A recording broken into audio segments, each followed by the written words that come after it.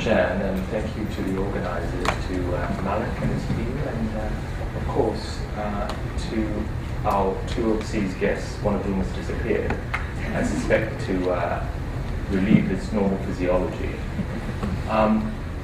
It's been a very long day. I have been in my present job for close to 3 years. I haven't had the privilege of actually sitting through an entire conference from the first minute to the last minute. This is the first time. The reason that I have sat through the entire proceedings first is to really honor all of you who have spent the whole afternoon on this lovely Saturday here.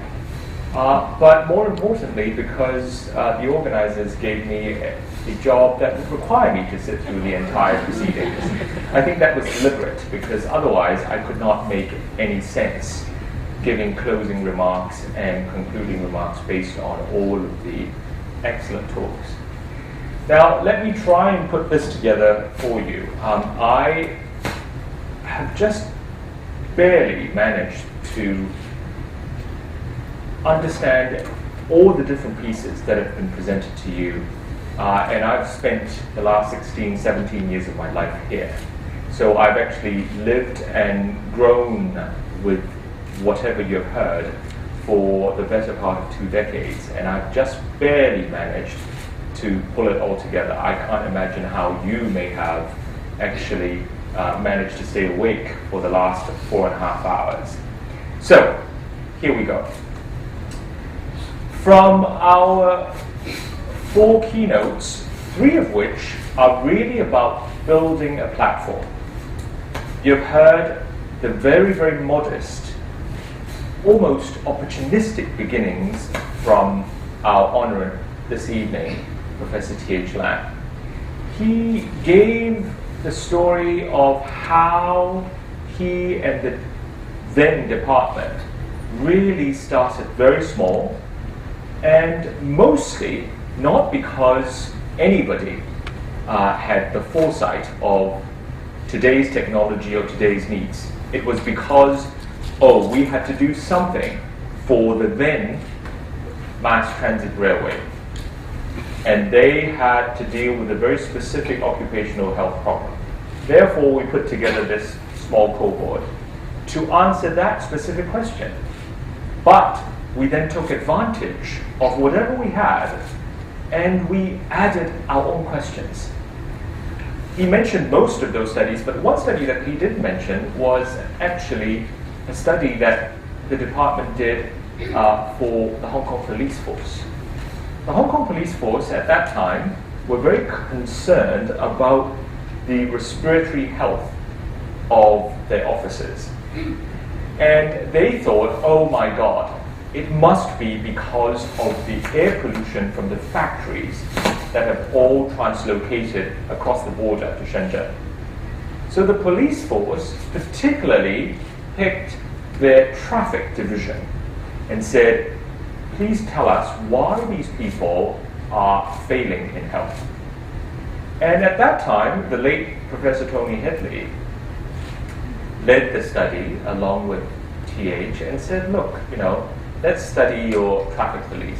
Of course, it turned out that it was nothing to do with whether they actually spent a lot of time on the roads, because if you think pollution in those days were bad, well, today we would all be choking to death. So it turned out, of course, to have been smoking, not surprisingly. And that, in turn, led the force to launch a sustained, to this day, campaign against smoking in the entire force, including the rather infamous Criminal Investigation Division, the CIDs. And so those were the early beginnings and the bits and pieces. And oh, by the way, the birth cohort, which sort of spun, I think, a full dozen of PhD theses, the first of which was mine, actually had nothing to do with whatever you're seeing here. It had nothing to do with anthropometry. It had nothing to do with compare East and West. It had nothing to do with Mendelian randomization. It had nothing to do with microbiome. But it had to do with just one simple question. Is second and third hand smoking, and that's in utero smoking, by the baby, by a non-smoking mother, but with a smoking father or with a smoking co-worker? That was a simple question. Did second or third hand smoking have anything to do with infant health? And so, again, tagging on questions and making sure that we have these platforms, tiny platforms, that sort of started the snowball. So that was the first piece, and I think is the most important and directly relevant piece that TH gave us.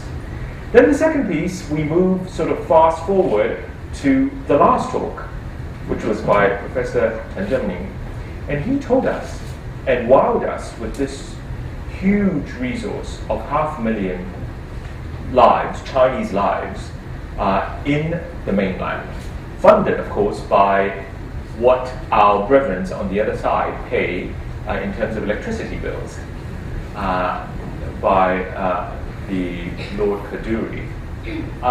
And this is absolutely state of the science. This is, in fact, also has benefited from a lot of additional investments, not just from Kaduri in Hong Kong, but also Li Ka-shing, who actually donated a very big check, which was received at Oxford by the Prime Minister himself, to buttress all of these enabling technologies, which leverages on, amongst other things, the Kaduri cohort and the UK Biobank, which is 500,000 UK lives. So how do we sort of make sense of this sort of huge journey? Then you heard from our very first keynote, our friend from the University of Oulu, where I actually had the pleasure of visiting many, many years ago. And of course, I visited during the summer. So actually didn't sleep at all because they have, I think, a maximum of 2 hours of darkness during the summer. So I, of course, didn't know anything about it. And I thought, oh my God, why is it that it's so sunny? And it's midnight.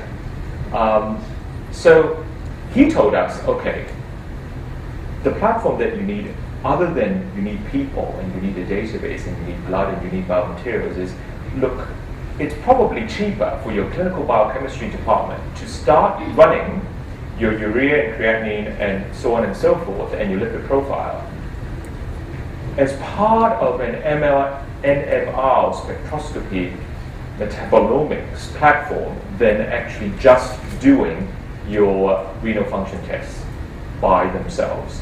And he's probably right. So the three of them actually gave us the whole picture of what kind of platform we need.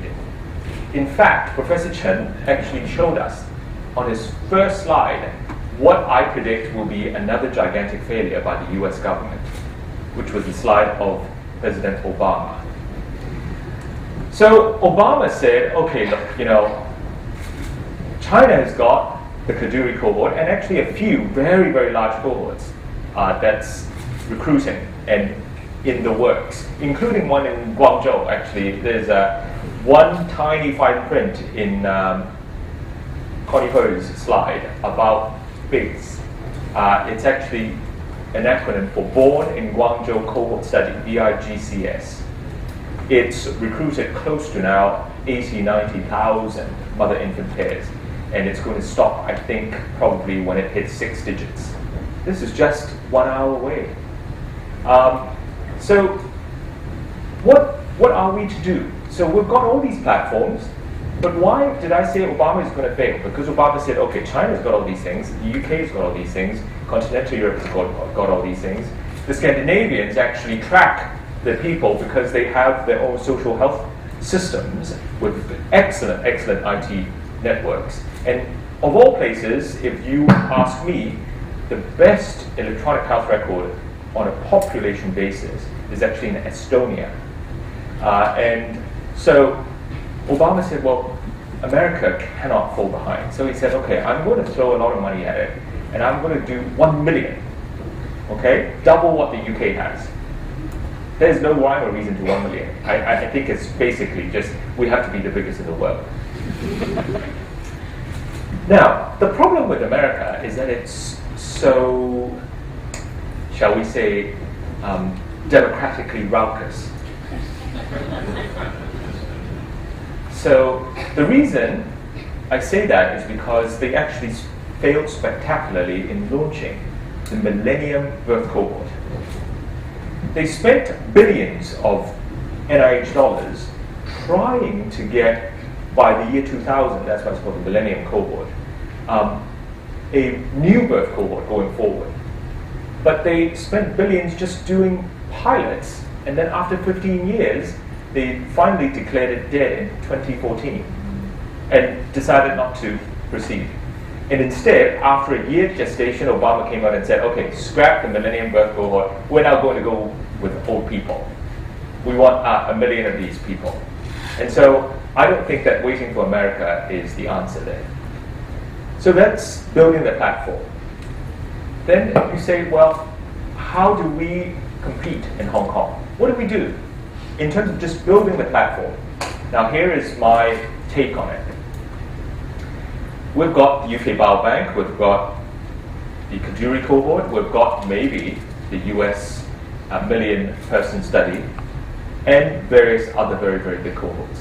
But Hong Kong and other places have got much smaller cohorts, which are struggling to survive. All right? Cohorts is kind of like wine. Hong Kong is now the world's leader in red wine trade. Okay? Cohorts is kind of like red wine. The older the better. And vintage matters. Okay? So you can't really drink new wine because it tastes horrible. And so Hong Kong has the capacity to really make a difference if we just do what we've always done very well. Remember, Hong Kong leads the world still in a few things. But Hong Kong is basically the world leader in logistics and supply chain management. Okay? Li and Fung. Hong Kong's Li and Fung runs the supply chain of Walmart. Okay? And actually increasingly for Alibaba, Google, and Amazon as well. So if you use that kind of thinking and you say, well, what can we do with our very small cohorts? Then you say, okay, they're great. But if you have a very big study, and all studies have got flaws, all right? If you have a very big study and you have got a set of flaws, and because you're so big, for science's sake, we want to have a counterfactual check to make sure that whatever answer you provide is actually correct. But because you're already the biggest in the world, how are we going to do a counterfactual check? So Hong Kong can actually link up with all of the other smaller cohorts. Obviously, they would have to be compatible, and obviously there would have to be a lot of careful thinking in stitching these things together. But once you have stitched them up together, then you have the statistical power to act as a necessary scientific check, because science, as we know it from the time of Francis Bacon in Cambridge, has always been a deductive reasoning approach. That is, you can only refute a hypothesis, you cannot prove something. All right? So unless you do repetitive checks on the answers that you've got, which is the current state of science, you will never be able to then push forward, because by pushing forward, that means that you are refuting whatever is the status quo. So Hong Kong can do that supply chain management very well and stitch together cognate and appropriate cohorts, and then actually move forward. Now, but for Hong Kong to do that, it needs to have resources. It needs to have resources to take the lead, to say, look, BGI is across the border. In fact, we have BGI in Hong Kong, in Taipo, but nobody's actually using it very well. We keep on getting invitations to collaborate from Oxford, from Aulu, from Genomics England, from everyone, the Broad in Harvard and MIT. But we don't even have the basic, bare minimum entry requirement to actually be part of something much bigger. Why? Because of all the cohorts that TH told you about, and that you spent the first half of this afternoon listening to, most, except for the Guangzhou Biobank, and half of the birth cohort has got no biomaterials yet. But you already have actually spent all that money and time and energy putting together this cohort, these cohorts. So why not go and spend a little bit more and go and collect the biomaterials? And then you can stitch things together.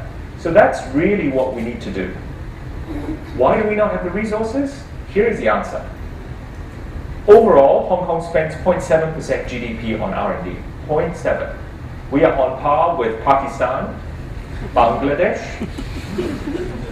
and parts of Nigeria. I've looked at this. I'm not just naming these countries off the top of my head. I've actually done the research. So, for comparison, mainland China spends 2%. South Korea spends 4%. Singapore spends 2.7%. And so on and so forth. And the US of A, which is in a huge deficit, still spends 2.2%. Okay? Now, remember, when the US spends 2.2% and when China spends 2.1%, this is inclusive of defense research. In the US, it's called DARPA. In China, I don't know what it's called because it's secret. But this is inclusive of defense spending. Hong Kong's defense is mainland's defense. So we don't need to spend a single penny on defense. So why can't we spend all that money on R&D of the physical sciences, of the biological sciences, and of the interface? This is what big data and deep analytics is about, is biostatistics, biomathematics, bioinformatics. So Hong Kong needs to spend that money. We are at a golden age because we have, I think, within a few weeks, the birth of the Innovation and Technology Bureau. And I should hope that if the minister is going to make a difference in his remaining 18 months of office, he needs to find some quick wins. And here are very, very ready quick wins for him. That's the kind of thing we need. Another example, Hong Kong Children's Hospital. Everybody's looking forward to it. It's going to be built on the old Kai Tak runway. The hardware is wonderful, okay? But it doesn't have any software. It doesn't have its own resident birth cohort. I actually have been offering for the last 3.5 years to government, I'm going to give you the children of 97 birth cohort, but you have to fund it. You have to fund it properly, but I will give it to you. It will become yours. In fact, what better meaning politically than to have the children of 1997, which is the birth year of Hong Kong. So these kids, 8,327 of them, forever share Hong Kong SAR's birthday. In fact, for the first year intake in university this year, these are our kids. So my first year medical students, first year nursing students, first year pharmacy students, every time I walk into a lecture theatre, I ask them, which of you have an April or May birthday? And I said, please raise your hand if you belong to children of 1997. And then I actually thanked them because I said, I got my doctorate because of you. And now I'm teaching you what I know. So those are the kinds of things that we need government to do. So that's on building the platform. Now, the more exciting bit to me, and here is again where let me just go back to why we need to stitch together these birth cohorts, smaller birth cohorts, because of the Swiss cheese model. I don't know if you guys eat cheese, and here is one other question that I'm sure that Chen Zhenming is going to look at, other than alcohol and ALDH deficiencies. Chinese people have lactose intolerance because we lack lactase, some of us anyway, therefore we don't eat cheese. But for those of you who do eat cheese, or actually know what Swiss cheese looks like, Swiss cheese is basically a big block of hard cheese and with very, very big holes, okay?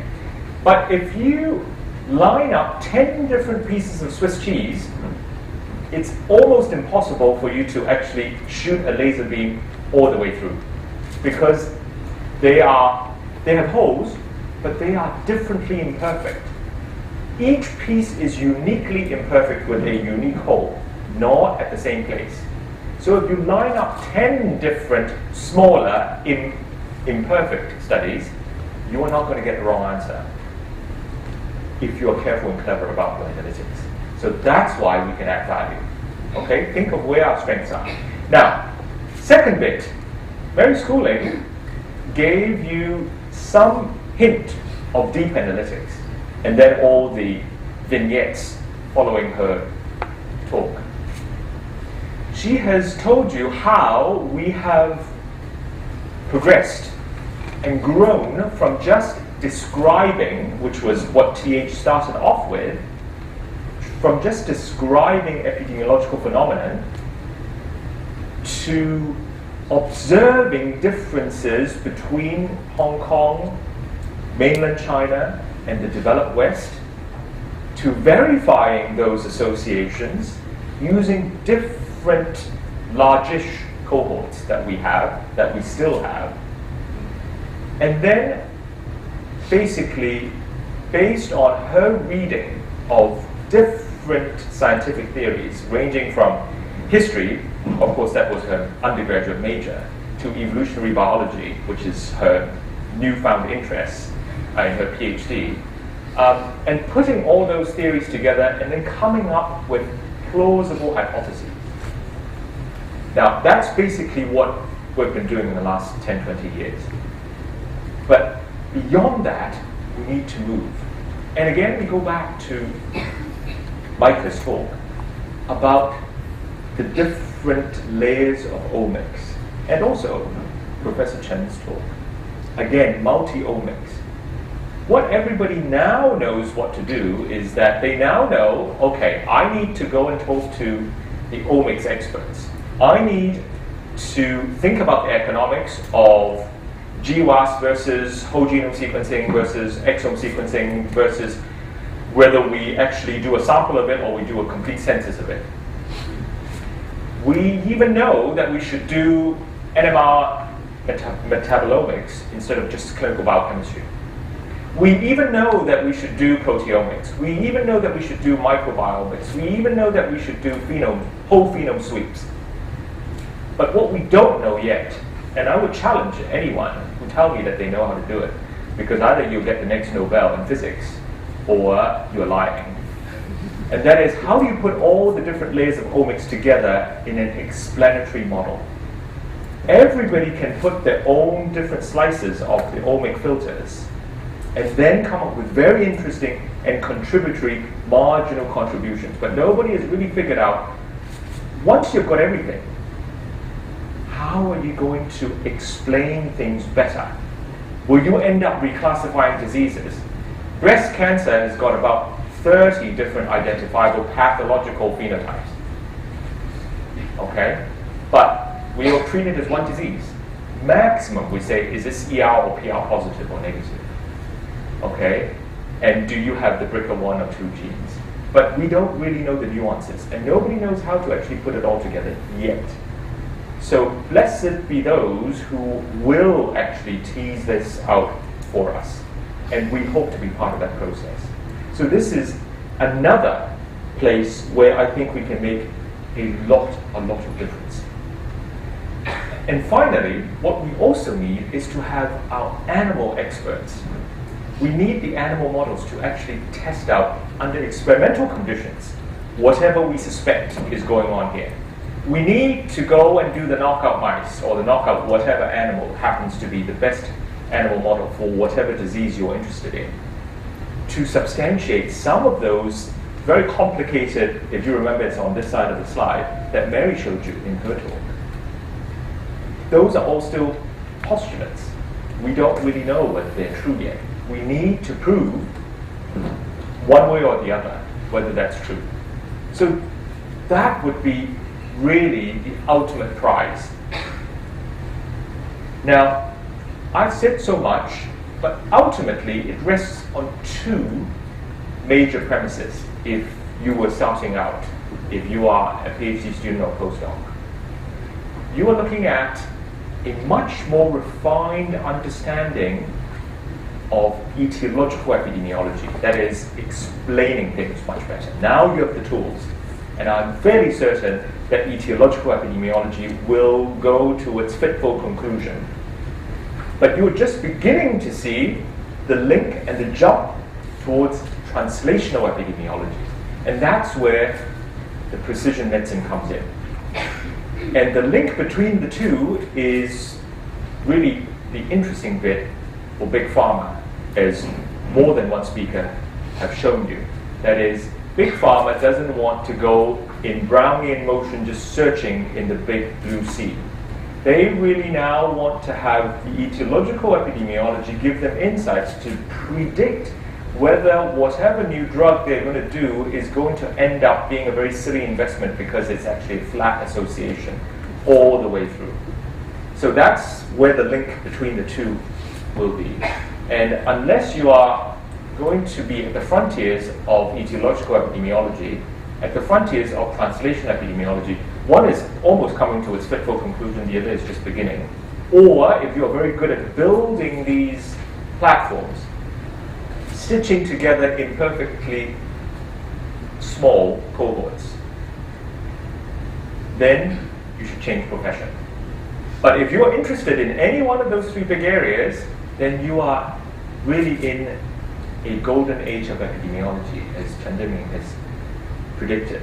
So with that, I hope that you now can slightly better appreciate what you have heard this afternoon, and really the absolute foresight and the wisdom that our keynote speakers, both from overseas and of course our Honorary Professor T.H. Lam, have given us this afternoon. And again, thank you to the organizers, and thank you for staying to 7 o'clock on a Saturday evening.